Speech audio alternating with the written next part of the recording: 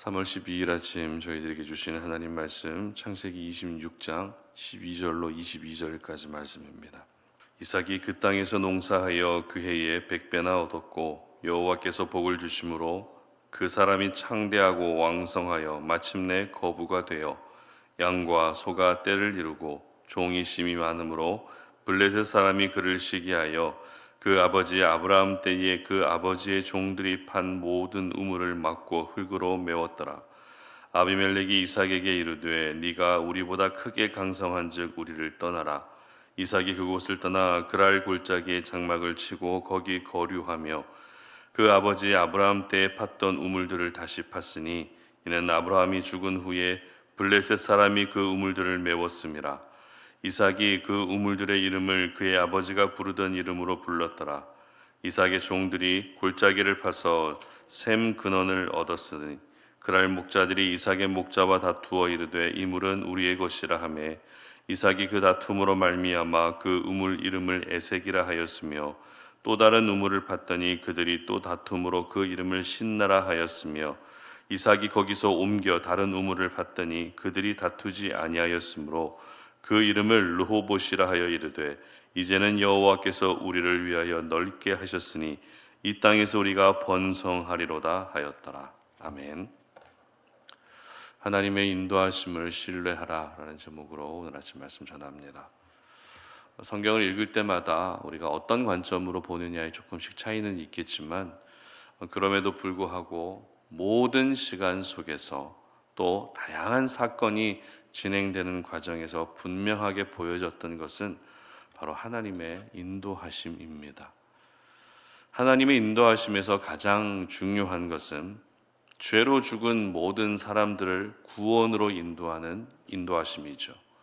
그리고 또 한 가지는 우리의 삶에 하나님이 직접 개입하셔서 하나님의 뜻하신 바를 이루시기 위한 인도하심입니다.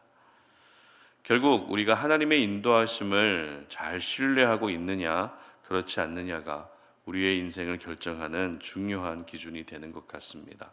왜냐하면 하나님의 인도하심을 신뢰하게 되면 지금 겪고 있는 어려움도 별것 아닌 것처럼 느껴지지만 하나님의 인도하심을 신뢰하지 못하게 되면 작은 고난에도 쉽게 쓰러지고 하나님이 나를 버리셨다고 하는 상실감에 지배당하기 때문입니다. 계속해서 우리는 이삭의 인생을 살펴보고 있습니다. 큰 흉년을 피하기 위해서 이삭이 선택했던 곳은 블레셋의 그랄이라는 지역이었습니다. 물론 그랄도 흉년을 피하기 위해서 안정적으로 그렇게 살 수 있는 적합한 곳이었지만 그랄보다 더 비옥한 땅은 바로 애굽이었습니다. 따라서 이삭은 흉년을 피하기 위해 그랄로 갈 것인지 아니면 애굽으로 갈 것인지 적지 않은 고민을 할 수밖에 없었습니다. 이 부분에 대해서 이삭이 참 많은 고민을 했다라는 것을 보여주는 말씀이 우리가 어제도 살펴봤던 것처럼 하나님이 이삭에게 애굽으로 내려가지 말라고 하셨던 그 말씀이죠. 이렇게 이삭은 흉년을 피해서 그랄에 거주하게 됩니다. 특별히 어제 본문 중에 8절 상반절 말씀 보시기 바랍니다.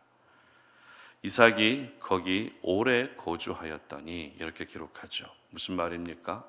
정확한 기간은 알 수 없어도 이삭이 그랄에 머물렀던 시간이 꽤나 길었다는 것입니다.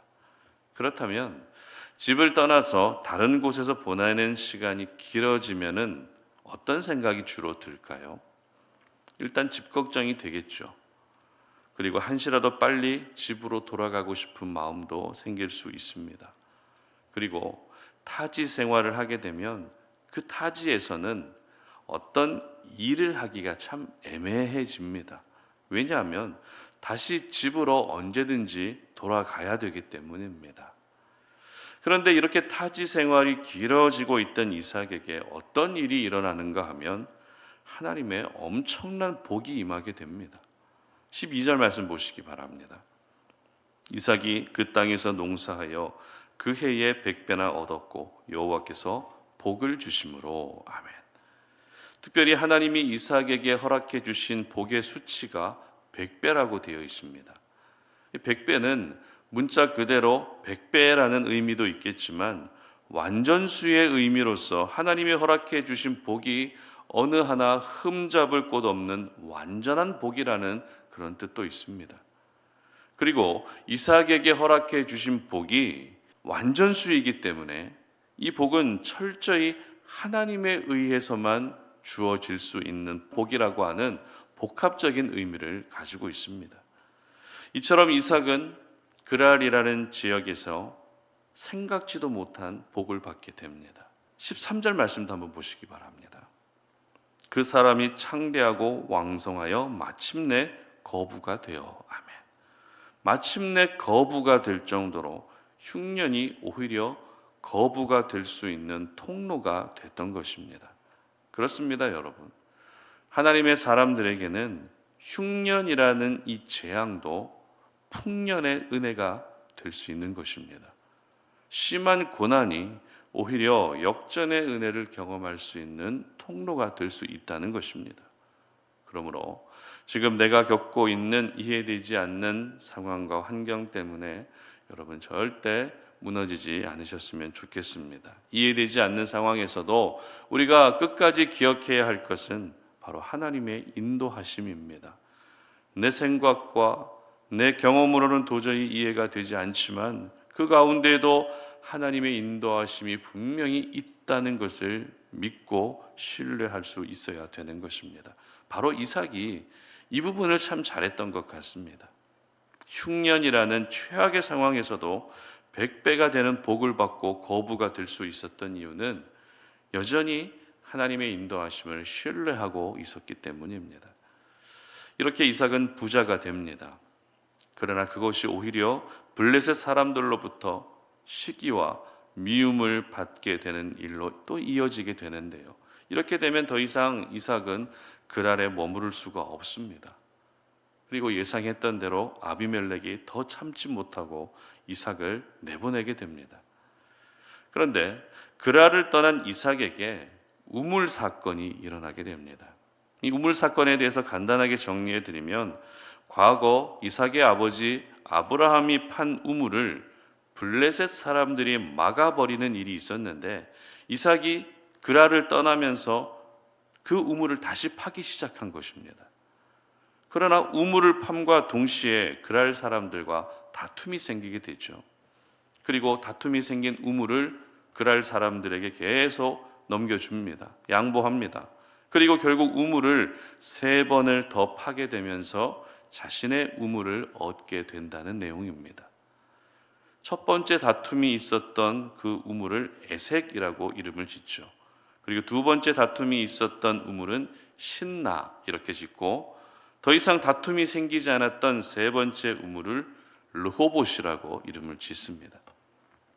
팔레스타인 지방에서는 물이 가장 귀했기 때문에 우물을 파고 우물을 판 곳에 정착하는 것은 가장 중요하고 또 당연한 일이었습니다. 다시 말해서 이삭은 더 이상 그랄에 거주할 수 없기 때문에 우물을 파야만 했던 것입니다. 하지만 이렇게 당연한 일처럼 보이는 우물 사건에서도 선명하게 보여지고 있는 하나님의 인도하심이 있었습니다.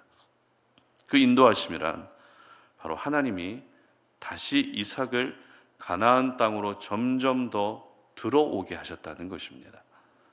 어제도 우리가 살펴봤던 것처럼 그랄 지역은 가나안 울타리의 경계선이라 할 수 있습니다.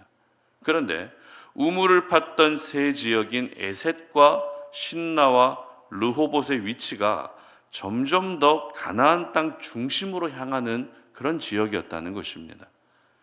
해변에서 점점 내륙으로 들어감으로써 하나님은 오랫동안 가나안 땅 경계에 머물러 있던 이삭을 다시 가나안 땅 중심으로 인도하고 계셨던 것입니다.